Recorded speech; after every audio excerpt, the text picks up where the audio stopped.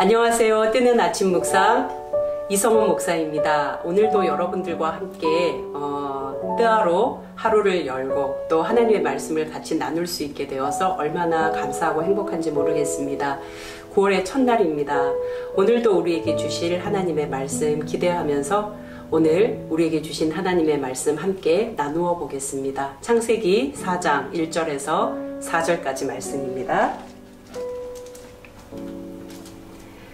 아담이 그의 아내 하와와 동침하매 하와가 임신하여 가인을 낳고 이르되 내가 여호와로 말미암아 등남하였다 하니라.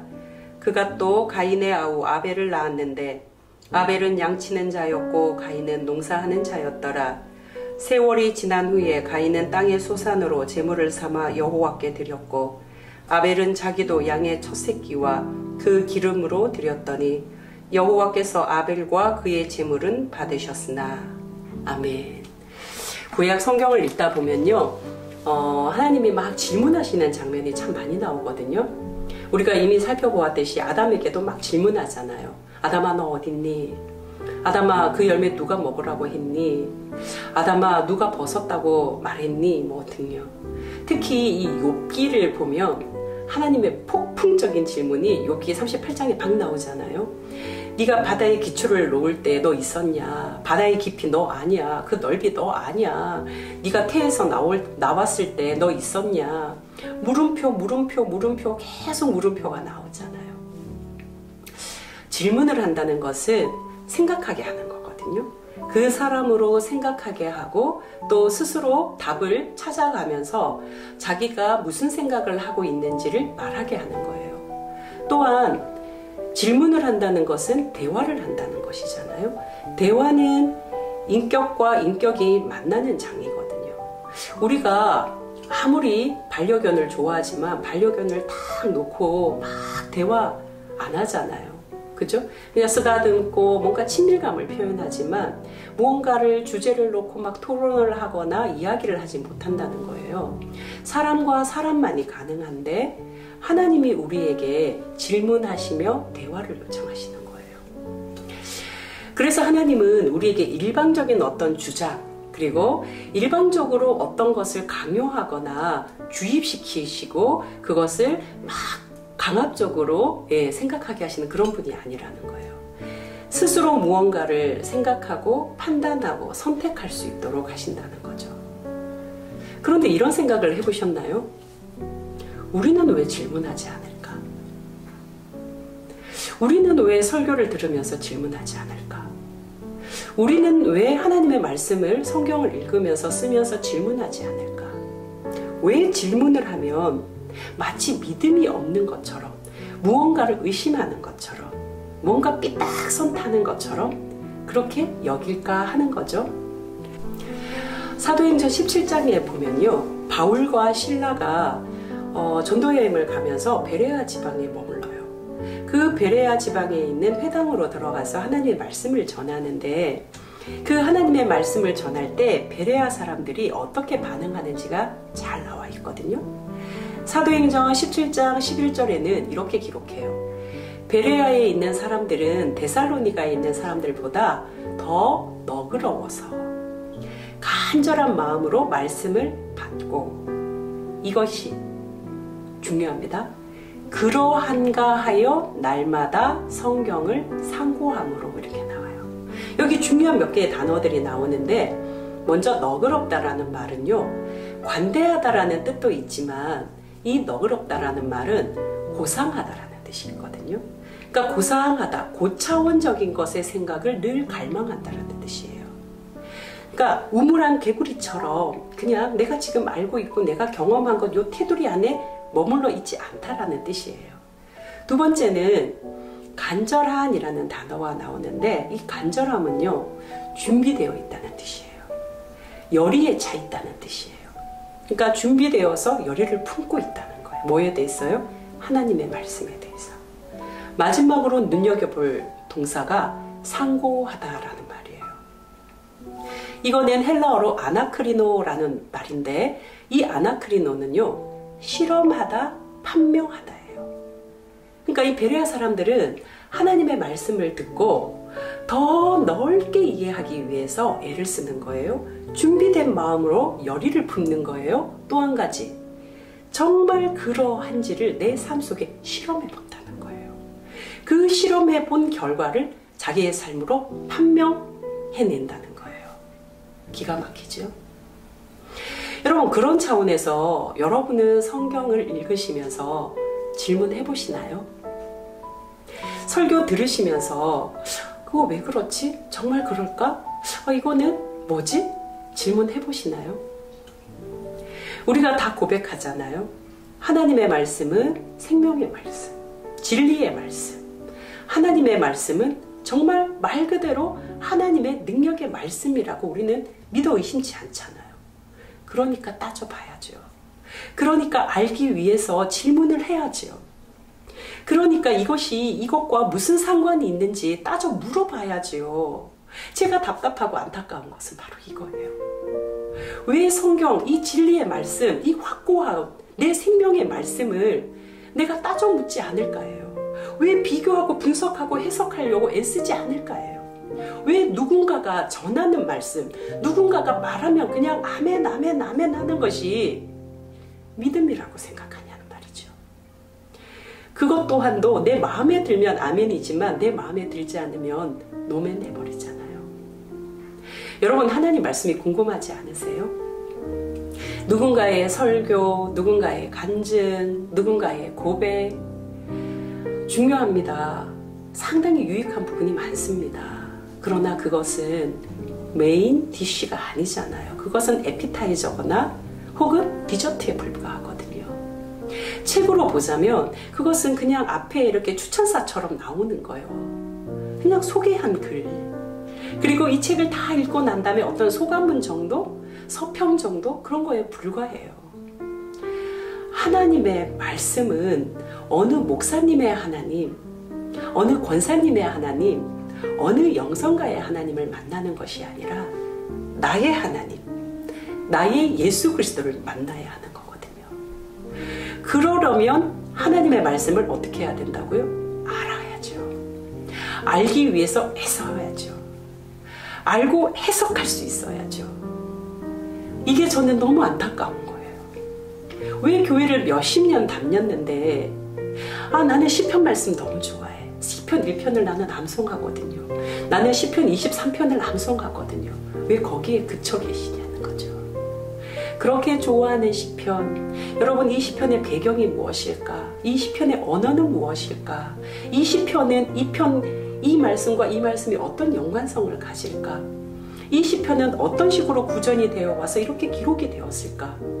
왜 시편을 해석하고 소개해 놓은 책을 안 읽으실까? 예레미야서, 이사야서, 왜 그것과 관련된 어렵다, 난 잘 모르겠어, 왜 그러고만 계실까?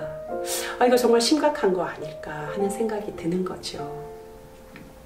그러면서 뭐에 혹하냐면요, 내가 기도했더니 뭐가 들렸어, 내가 기도했더니 뭐가 보이더라, 내가 어젯밤에 집사님 기도를 하는데 이런 음성이 들리더라 하면 거기에 혹하는 거예요. 누군가의 기도에 능력이 있더라 그러면 그 사람 밑에서 기도해달라고 바짓가랑이 잡는 거예요. 누구 찬양에 능력이 있더라, 내 마음도 치료해달라고 막 메이는 거예요. 여러분, 죄송하지만 이거 다 성경 하나도 모른다라고 스스로 증명하는 거예요. 그렇게 말하는 분이나 혹하는 분이나 바짓가랑이 잡는 모두가요. 속지 마시라고요. 제발 이런 말 같지 않는 말에 속지 마시라는 거예요. 여러분, 신기한 일요, 신비한 일요, 기적 같은 일요, 놀라운 일요, 은혜로운 일요 매일매일 경험하지 않으세요? 내가 어제 잤는데 아침에 일어났잖아요. 기적 아닙니까? 내가 오늘 걸어가고 있잖아요. 숨을 쉬고 있잖아요. 생각할 수 있잖아요. 말할 수 있잖아요. 어디에서 하나님의 음성을 찾으세요? 어디에서 하나님의 목소리를 찾으시냐고요? 하나님이 이 성경 말씀에 모두 하나님의 목소리, 하나님의 음성 다 담아두셨는데 왜 다른 집에 문을 두드리면서 엄마, 아빠 왜 우리 엄마 우리 아빠를 여기서 찾지 않고 다른 곳에서 찾으실까 하는 거죠. 그렇게 기도 능력이 있고 그렇게 찬양의 능력이 있고 신유의 능력이 있는 그분들에게만 하나님이 하나님의 능력을 보여주셨고 나 같은 자에게는 비밀로 해두셨나요? 전혀 아니라는 거. 우리 다 알고 믿음으로 고백하잖아요. 하나님은 나에게도 말씀하시고 나에게도 들려주시고 나에게도 느끼게 해주신다는 사실이에요. 오늘 우리가 가인을 만나잖아요. 되게 이 본문을 예배에 관련돼서 많이 하거든요. 제가 왜 이렇게 긴 이야기를 서론으로 여러분들께 말씀을 드리냐면 창세기 4장을 보면 고정이 되어 있어요. 뭘로? 예배를 어떻게 드려야 한다. 하나님이 받으시는 예배. 이런 걸로 거의 99%가 고정되어 있다는 거예요. 그게 안타까운 거죠. 저는 이 본문의 맥락을 볼 때, 특히 4장의 맥락을 볼 때 예배의 자세, 태도 이걸로 해석하기에는 근거가 좀 부족해 보이거든요.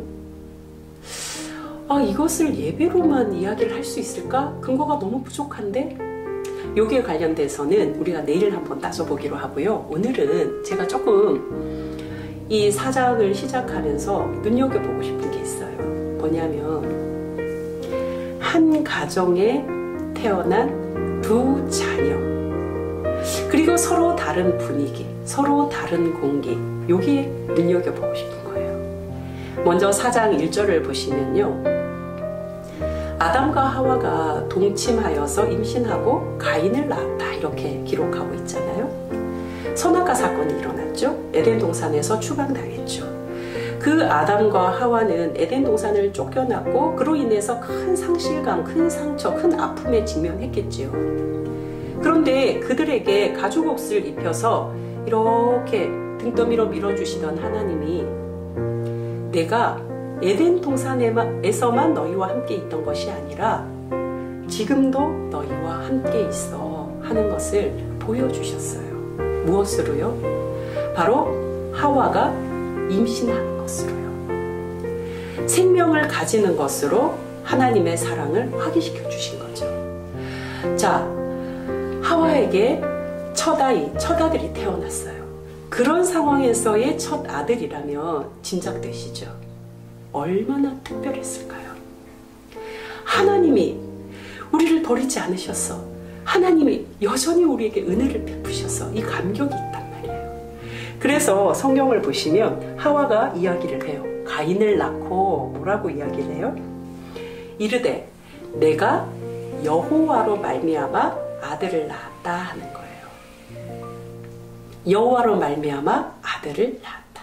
이 아들은 누가 주신 아들? 하나님이 주신 아들. 이게 특별해진 거죠. 하와 마음에 자기의 임신, 이 태중의 아이, 이거는 하나님이 주신 아들이라는 거예요. 하나님이 지금 특별히 나에게 주신 아들. 정말 이 아들에 대한 특별함, 이 가인에 대한 특별함, 이것은 벌써 이 존재가 생겨날 때부터 출발이 되었고 시작이 되었다는 거예요. 여러분, 우리가 조금 힘들게 임신을 하였거나 또 임신하는 과정에서 여러 가지 어떤 사건들이 있었거나 혹은 아이가 태어날 때 어떤 사건들이 있었거나 뭐 등등 조금 특별한 상황이 되어 있을 때는요, 그 아이에게 조금 특별한 의미가 부여돼요. 저도 아이가 셋인데 이 세 아이 중에 마지막 이 막둥이 아이에게 특별한 의미가 부여되거든요. 44세 제가 이 아이를 가졌단 말이에요. 그리고 여러 가지 정말 생각지 않은 일들이 있었기 때문에 이 셋째 아이는 첫 아이, 둘째 아이, 셋째 아이가 쭉 걸어가도 셋째 아이에게 특별한 의미가 남겨요. 부여되죠. 아무튼 이 가정에도 가인은 아주 특별한 존재로 시작이 되었어요. 여러분, 가인이라는 이름의 뜻이요, 어둠이에요. 어둠. 어떻게 얻었다고요? 하나님으로부터 얻었다는 뜻이에요. 그러니까 특별하게 하나님이 나에게 주신 얻은, 그래서 얻은 아들, 이 뜻이죠. 자, 그에 반해서 아벨은 어땠을까요? 아벨. 여러분, 그 4장 2절을 보시면요, 이렇게 기록해요. 그가 또 가인의 아우 아벨을 낳았는데, 끝이에요. 그가 또 가인의 아우 아벨을 낳았는데, 이게 둘째의 서러움인가요? 아벨은 그냥 가인의 아우예요. 사람들 중에 자신을 소개할 때 내가 조금 유명하지 않는데 나의 뭐 형이나 동생이 유명하다 그럴 때 뭐라고 이야기하죠? 아, 제가요 땡땡이의 형이에요, 땡땡이의 동생이에요, 이렇게 말하잖아요. 유명한 것은 내가 아니니까. 딱 지금 그 얘기예요. 가인의 아우 아벨이에요. 그러니까 가인이 얼마나 특별했겠어요? 게다가 아벨이라는 이름의 뜻요, 우리가 아까 가인은 어둠, 여호와께서 주신 그 어둠이라는 이름의 뜻을 가졌잖아요. 아벨은요 수증기라는 뜻이에요. 여러분, 수증기 휙 사라져 버리잖아요. 그러니까 이 아벨의 이름 뜻은요 수증기, 사라짐, 헛됨, 이런 뜻이 있는 거예요. 어떻게 부모가 아이에게 이름을 주는데 사라짐, 헛됨, 수증기, 어떻게 이런 이름을 지었을까? 그리고 제가 상상을 해본 거죠. 아담과 하와에게는 아벨이 특별한 존재가 아니었구나, 특별한 관심사가 아니었겠구나, 이런 생각이 들었던 거예요. 저는 오늘 본문을 막 상상해 봤거든요. 막 상상해 보는데 왠지 아벨은 혼자의 시간을 많이 보낸 아이 같은 느낌이 드는 거죠.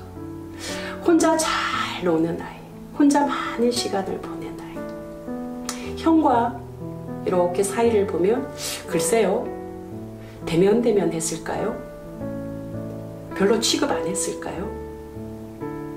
그냥 지나가면서 장난 툭 거는 정도였을까요?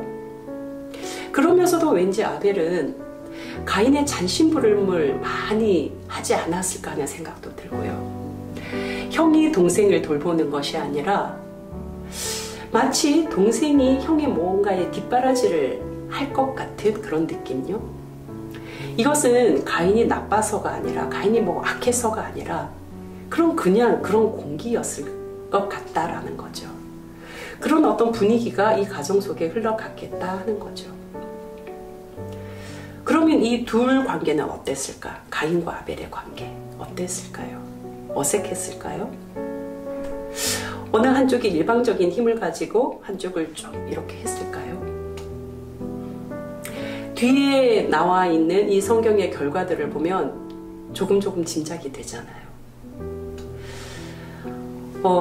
특별한 존재로 얻어진 가인, 수증기처럼 사라져버리는 존재가 없는 그런 아이 아벨. 이 둘 관계는 도대체 어땠을까 생각해 보는 거죠. 저는 가인을 생각해 보려고 했거든요. 그리고 우리 모습 속에 가인 같은 마음은 없나? 가인 같은 마음, 가인 같은 모습 어떤 게 있지? 하고 막 묵상을 해보려고 했는데 이상하게도 제 눈이 가인에게 머물지 않고 자꾸 아벨에게 머무는 거예요. 제 눈길이 자꾸 아벨을 향하고 있는 거예요. 그래서 성경에 굳이 설명하고 따져보지 않는 이 성경의 퀄리티를 가지고 말하기보다는 4장 4절 그 끝자락에 한 토막에 조명을 내려보고 싶은 거예요. 여러분, 제가 한번 읽어볼게요. 4장 4절 마지막 부분입니다. 여호와께서 아벨과 그의 제물은 받으셨으나. 여호와께서 아벨과 그의 제물은 받으셨으나. 수증기처럼 사라져버릴 사람, 수증기처럼 사라져버려서 뭔가 헛된 인생 같아 보이는 그 아이, 존재감 없는 그 아이 아벨. 그 아벨에게 하나님의 눈길이 머무셨구나 하는 거죠. 하나님께 가인만 특별한 존재가 아니라 아벨도 특별한 존재였구나. 아마도 우리 가운데는 아벨처럼 별 존재감 없이 내가 무언가를 막 말해도요, 귀를 기울여 주지 않는, 그러면서도 뭔가 힘든 일, 굳은 일은 나한테 맡기고 내가 해야 했던 그런 아벨과 같은 삶을 살아갔던 사람들이 있으시겠죠. 또 어떤 분들은 가인처럼 말이에요. 존재 시작부터 스페셜한 주목을 받고 기대를 받고 너는 이 집안의 기둥이야. 네가 잘 돼야 되는 거야. 너는 굉장히 훌륭한 인재로 앞으로 잘할 거야. 그런 촉망받는 사람, 기대감 가득한 존재, 그리고 사랑과 모든 마음의 관심이 그 아이에게로 향했던 그런 존재, 그런 삶을 사셨던 분들도 계시겠죠. 여러분은 어느 편에 더 가까우세요? 아벨 편요? 가인 편요? 아벨 편에 계셨던 분들요.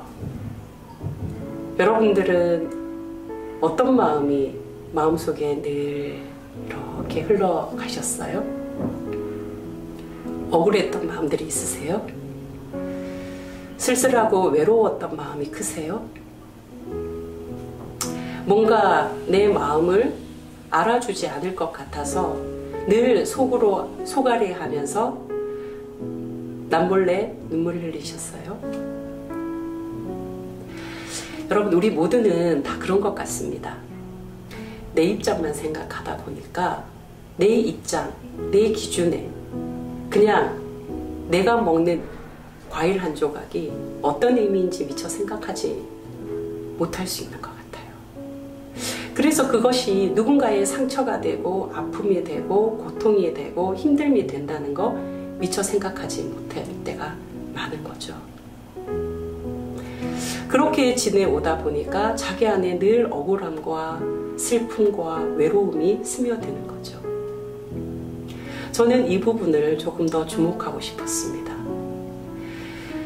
하나님의 손길이 아벨과 그의 제물은 받으시고에 계셨더라고요.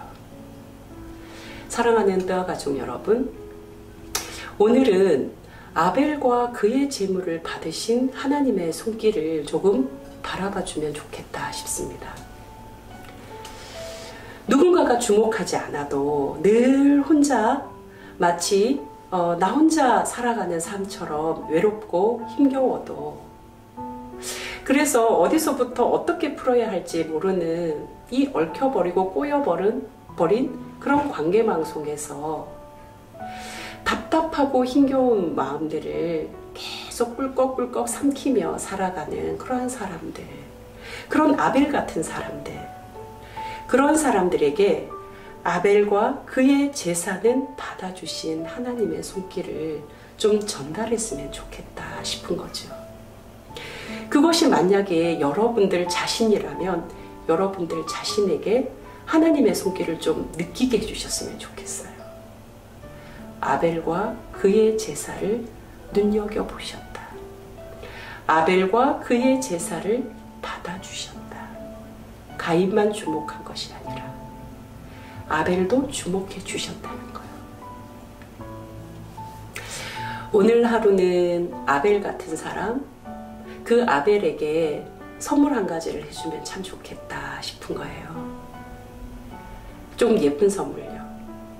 좀 괜찮은 선물. 좀 맛있는 선물요. 하나님의 손길처럼 하나님의 손길이 되어서 그 아벨에게 좀 따뜻하고 예쁘고 맛있는 선물 한 가지 하면 참 좋겠다 싶습니다. 오늘 하루가 가인만 주목되지 않고 아벨도 주목되었다는 이 사실을 마음속에 잘 품으면서 내가 아벨이라면 나에게, 내 곁에 있는 사람이 아벨과 같은 삶을 살았다면 그 곁에 있는 사람에게, 아벨에게 하나님의 손길을 베풀어 주신 것처럼 그 하나님의 손길을 전하해 주시는 저와 여러분이 되었으면 좋겠습니다. 이 하루가 그래서 주목받는 한 사람 아닌 모두가 하나님의 눈길 속에 있음을 기억하며 그렇게 따뜻하고 아름답고 예쁘게 살아가는 하루 되었으면 좋겠습니다. 그런 하루 되시기를 주님의 이름으로 축복합니다. 기도하시겠습니다. 사랑하는 하나님, 오늘은 아벨에게 좀 따뜻하게 대해주는 한날이 되었으면 좋겠습니다. 특히 마음 깊은 곳에 억울함과 부당함과 쓸쓸함을 가지고 외로워하는 이들이 주님의 따뜻한 손길을 느낄 수 있었으면 좋겠습니다. 다른 사람들보다 더 대접받았던 지난 시절이 떠오를 때 하나님, 그것은 내가 특별히 운이 좋거나 그럴 만한 자격이 있어서 그건 나만의 능력이라고 생각하지 않도록 해주십시오. 오늘은 이 땅에 아벨같이 수증기처럼 사라진 듯 존재감 없는 존재들에게 힘을 주십시오. 위로해 주시며 주님이 그들을 눈여겨보고 있음도 생각할 수 있게 해주십시오. 나의 눈이 주목받는 곳에서 주목받지 못하는 곳으로 향하여 그곳에도 밝아질 수 있게 해주십시오. 오늘도 주님의 말씀으로 가득 채우며 살겠습니다. 힘과 용기를 주십시오. 예수 그리스도의 이름으로 기도합니다. 아멘.